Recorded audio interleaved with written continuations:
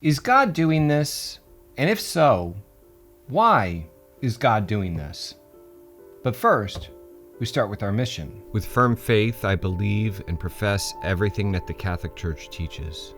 But for many reasons, the fullness of that message hasn't been getting out lately.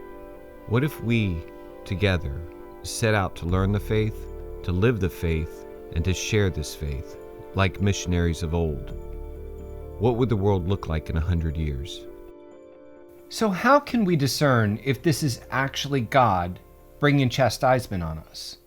And if it is, why would he do such a thing? Welcome, I'm Brad Shapizi. There seems to definitely be a growing consensus, especially in the comments to these videos, that this is indeed a chastisement from God. Other YouTubers like Anthony Stein at Return to Tradition are likewise calling this a chastisement. Check out his video. It's called "This is a Chastisement, Here's Why." I'll put a link in the description. But in yesterday's video, I tried to make the case that we're not crazy for thinking so. And today, I want to look at the parallels to the story of Jonah and Nineveh with what we're going through in our day today. Because it may be time to switch from asking, is God doing this, to why is God doing this? Looking at the story of Jonah, go back and read the story. It's in Jonah chapter 3. God tells Jonah to go to Nineveh. He calls it that great city, and proclaim to it the message that I will tell you. Now, on the one hand, I hesitate to draw parallels here because, as far as I know, no one has received a message from God like this. But on the other hand, maybe we all have. Our Lady has been warning us for some time now. Have we neglected to give our full attention to Our Lady? Also, during this video, keep in the back of your mind, are there parallels to Nineveh and our modern society? So Jonah goes to Nineveh, and he walks through the street, and he's saying, 40 days more and Nineveh shall be overthrown. Now, I want you to think about what that looks like. Think about, we know Jonah was he was at sea, he was in the belly of the whale, he was in the ocean, he was washed up on shore. Think about what Jonah might have looked like when he finally got to Nineveh. He was probably a mess.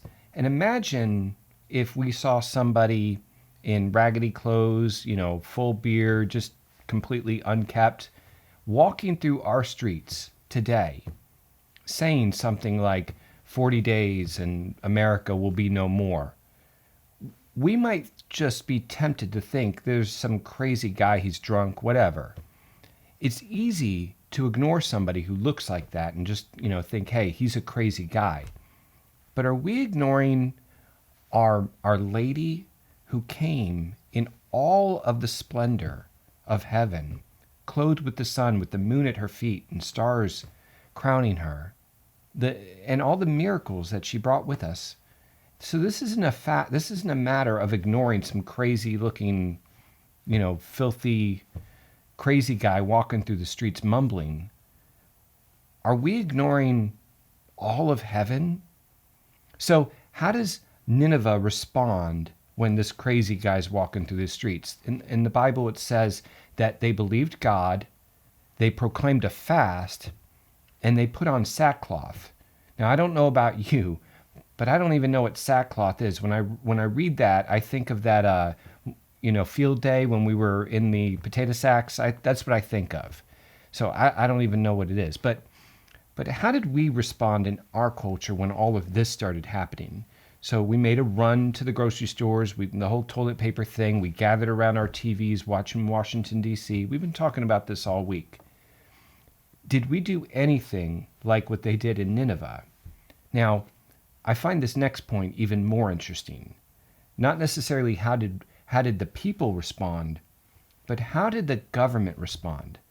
When the king of Nineveh heard this, by decree, it says in the scriptures, he passed a $2 trillion relief package so that every adult in Nineveh would receive a $1,200 check just to hold them over during the end of the world. It's the end of the world, but here's some cash to get you through it. So no, that's not exactly what happened. The king orders that neither man nor beast take anything to eat or drink. You know what that means? That everyone's first response was probably not to run to the grocery store. It was probably not toilet paper. If they followed Joseph's example from yesterday's video, they wouldn't have needed to anyways, but that aside. Also, there was not a hysteria about restaurants going out of business and the economy of Nineveh taking a dive. It was just taken for granted that, well, if you're a restaurant owner, times are going to get tough. No, the king wasn't worried about any of these things. He wasn't worried about taking a political hit if the Dow went down on his watch. He was worried about responding to whatever it was that God was asking of him. Now, here's the thing. Did he know what God was asking of him? Well, he didn't. He definitely did not know what God was asking. He was definitely unsure, because it says that he said, "Who knows? God may turn from his fierce anger." So he said, "Who knows?" Well, apparently he didn't know. No one knows. No one knew except God. But that did not stop him from acting. And how did he act? Here's the point. Remember when I asked the question, are there parallels to Nineveh in our modern society? The king commanded everyone to turn from his evil ways and from the violence of his hands. So A, turn from your evil ways, and B, from the violence of your hands. Now just look at our Western society. Are we in any way engaged as a society in things that could be considered A, evil ways, and B, violence of our hands? And more importantly, have we stopped engaging in those things? When all of this started, did we stop those things that might be considered evil ways and violence of our hands? And don't miss this point. How little Nineveh needed to make these changes. All they had was some crazy, unshaven, filthy guy walking through their streets mumbling under his breath. We have had the Mother of God appearing to us at Fatima, at Akita, at Knock, at Lourdes, at La Salette, and that's just to name a few, giving us warning after warning after warning. How did we respond to those warnings? Did we turn from our evil ways and from the violence of our hands? Then how can we expect this to end? The president said he was hopeful to have the economy back to work by Easter, and I hope he's right. But if this is a chastisement and we have not changed, then how can we expect this will end if the purpose hasn't been fulfilled? Now, what is the purpose of chastisement? Why does a parent punish their child? Is it because the parent is angry, has lost their temper, and wants to inflict revenge? Unfortunately, there's a huge segment of our population that has this view of God. But that's wrong. A parent punishes a child that they love. That's an important key. Love. God loves us, and so much of our society doesn't get that. They don't understand that, and they don't reciprocate that love. But back to my point. A parent punishes a child that they love to change them, to change their behavior. One of the best things I ever told my kids was, I don't want to punish you. I want to change you. How many days do you need to be grounded before you will change? Is it 1 day? Is it 10 days? Or is it 100 days? It's completely up to you. It's a matter of stubbornness, habits, and inclinations.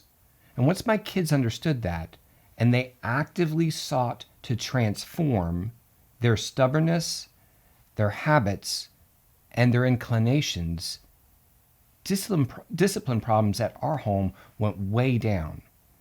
It's all about pride. If you do not have the humility to accept that the things you do are actually evil or violent, how can you have any hope of changing your habits and your inclinations? That's why a parent punishes. That's why God sends us chastisements. It's penance for really stubborn people, people that might have changed their ways had they not been so stubborn. What does that mean moving forward? Just the issues that we've been talking about this week, communism and socialism. Our Lady warned us that Russia will spread her errors around the world. So why have we gotten so cozy with communist China? Why have we moved all of our factories to China? Why have we built entire industries based on selling cheap garbage made in China? And what about Washington, D.C.? What about this entire social class of people that lives there? 400, 500 senators and representatives, just for the purpose of taking our money and redistributing it as they see fit. That's not what the Constitution says. They're supposed to be there to pass laws. Well, after 200 plus years, how many more laws do they need to pass? How many laws do we need? They're not passing laws anymore. They're just taking our money and redistributing it. What about our dependency upon ourselves instead? Can an economy built on communist China and socialist policies in Washington, D.C. survive in a world in which Our Lady specifically warned us about the errors of Russia? Have we built a house of cards? Now, I know I am just speaking about economics here. I know that there are all the moral issues that I haven't even touched on yet. I'm saving that for next week. So tell me, what do you think? If this is the chastisement, when are we as a society going to acknowledge it?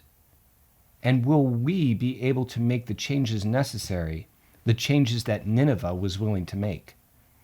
On Monday, we'll look at this from the perspective of the moral issues, and we'll make parallels to Noah and the flood to do that. Until then, check out this playlist with all this week's videos about this chastisement. Click here to watch that. And remember, you can't give what you don't have. So we're here to help you to learn the faith, to live the faith, and to love the faith, so that you can get out there and share the faith with a hurting world that needs it now more than ever. Is this the coming chastisement? And are politicians